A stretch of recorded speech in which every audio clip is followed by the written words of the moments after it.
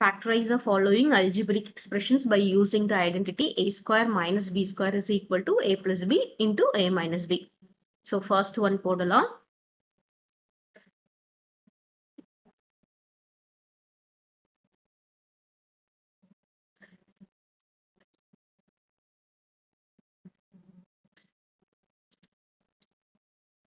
First one is z square minus 16. So z square minus 16 நம்ம எப்படி எழுதலாம்? Z square minus 4 square எழுதலாம். 4 square is 16. இப்போ இந்த நம்ம எந்த ஐடென்டிட்டி யூஸ் பண்றோம்? a square minus b square. இது a square, இது minus b square. So the answer is z plus 4, z minus 4. Clear? Next second one. Second one என்ன கொடுத்திருக்காங்க? 9 minus 4y square. இப்போ இந்த 9 நம்ம எப்படி எழுதலாம்னா 3 ஸ்கொயர் எழுதலாம். Minus 4y square. இங்க ஸ்கொயர் இருக்கு அப்படின்னு பாத்தீங்கன்னா yக்கு மட்டும்தான் ஸ்கொயர் இருக்கு. இதை நம்ம எப்படி எழுதணும்னா 2y the whole square அப்படி எழுதணும். கிளியரா? இந்த இடத்துல a is equal to என்ன அப்படின்னு பார்த்தோம்னா 3, b is equal to என்ன அப்படின்னு பார்த்தோம்னா 2y.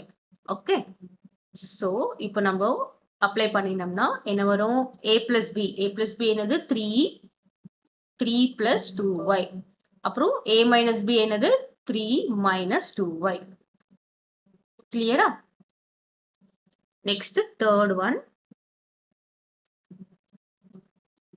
என்னது 25 a square minus 49 b square. So which is equal to 25 a square நம்ம எப்படி எழுதணும்? 5a the whole square minus 49 ஓட ஸ்கொயர் ரூட் என்ன பாத்தீங்கன்னா 7b the whole square. கிளியரா? இங்க a is equal to என்னது? a is equal to 5a, b is equal to என்னது? 7b. இப்போ நம்ம apply பண்ணினோம்னா that is equal to 5a plus 7b.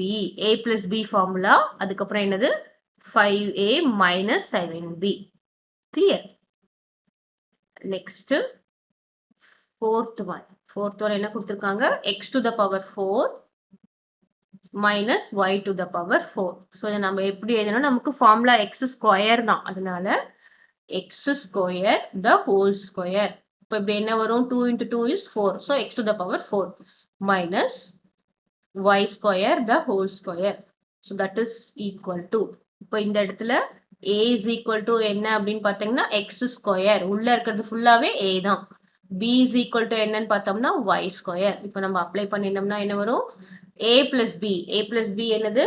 x plus that is x square plus என்ன வரணும்? y square.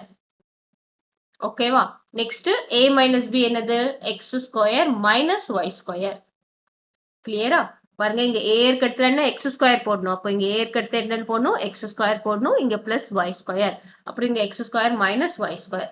இப்போ இது factor அப்படின்றதுனால இதோட விடாம இன்னும் நம்ம இன்னொரு ஸ்டெப் என்ன சால்வ் பண்ணலாம் அப்படின்னு பார்த்தோம்னா x ஸ்கொயர் பிளஸ் y ஸ்கொயரை நம்ம சால்வ் பண்ண முடியாது.